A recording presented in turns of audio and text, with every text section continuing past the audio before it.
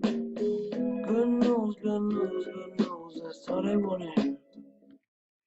Hi, welcome back to another episode of Good News People. Edward here. And first thing we're going to look at is a survey that has taken on a global scale. They surveyed 2,250 people, and out of all of these office workers that they surveyed that's now working from home, 48% of the office workers are saying that they're happier working from home. And in addition, they are willing to take a pay cut just to continue to have this benefit in the future. Now, out of the main reasons that is stated, 77% is saying that they'll be able to save the environment just from not commuting quite as much. In addition, 72% are saying that commute is taking about, on average, an hour a day when you're averaging out all of the surveys, and that would be saving 5 hours of time every single week.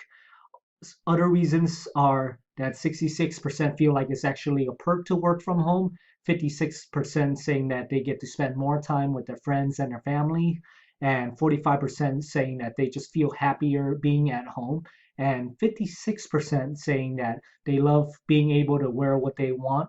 And also, some of the other reasons that ranks up there closer to the top is just that they're closer to the kitchen. So when we're looking at just what's happening in the student body, just because there hasn't been that ability to have the traditional formal graduation in Texas, in Wiley High School, Principal Verdi Montgomery has been traveling with his wife. He's been traveling to each individual students just to personally congratulate them for the year. So far he's tracked 800 miles, tracking down each member of the 2020 senior class.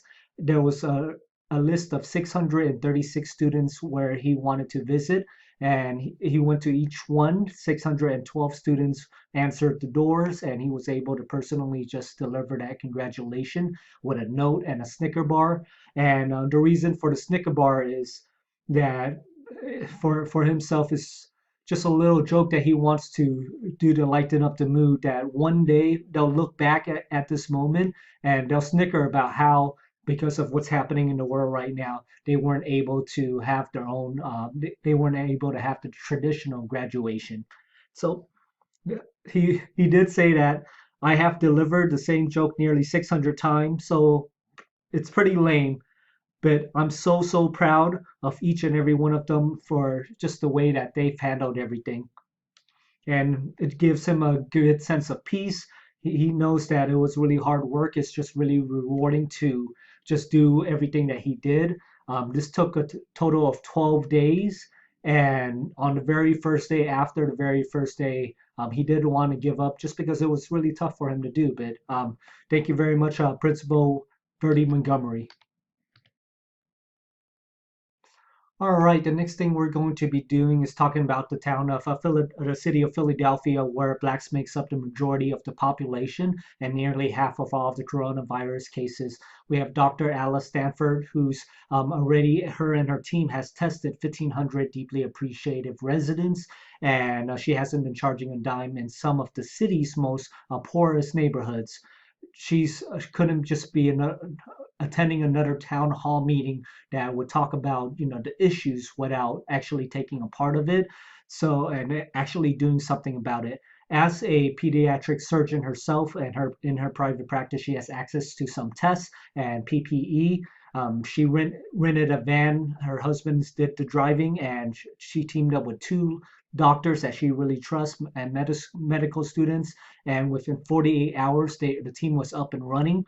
Since then, the Black Doctors COVID-19 Consortium was developed, and they've brought this testing to church parking lots with very highly with protective gears and highly coveted coronavirus tests.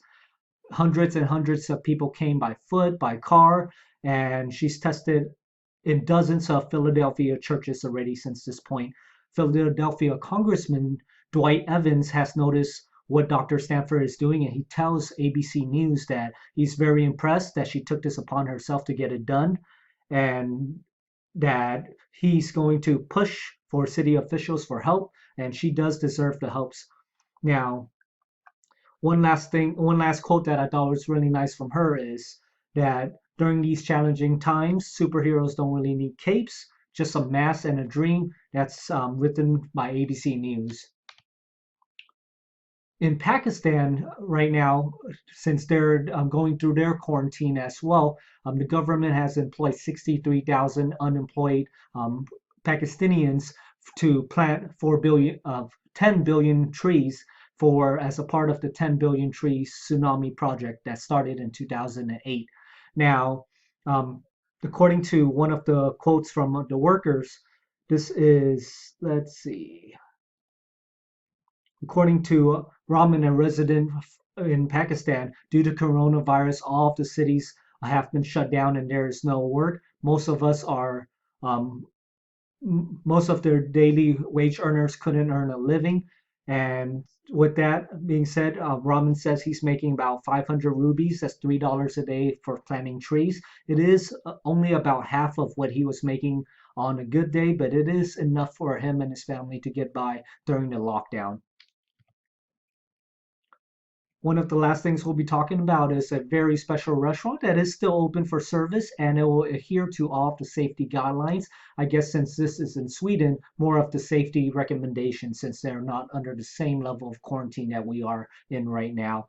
This restaurant concept will be opening up in May, developed by Linda and Rasmus, and their website will be in the details below. The restaurant name will be Borda Inn, and it all started when the in-laws came over. However, just to practice social distancing, they couldn't all be in the house together, so they served their in-laws in the backyard. And as a former chef, she thought of having this idea where someone can still come to a restaurant and be serviced. So they created the menu and created the website, and all within one night. The dinners will be treated with a starter, a main course, a dessert course, and it will be accompanied by a specialty cocktail. And it does, I was reading through the full description of everything, it did sound expensive.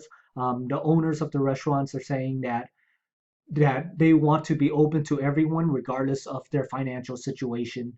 And the restaurant will be open every day of the week. For now, it is only serving one meal per day, and it is taking booking reservations on a first come, first serve basis through August 1st. So that's your good news for today. Hopefully, I did a good job for you. And other than that, I hope you have a really good day. Take care now.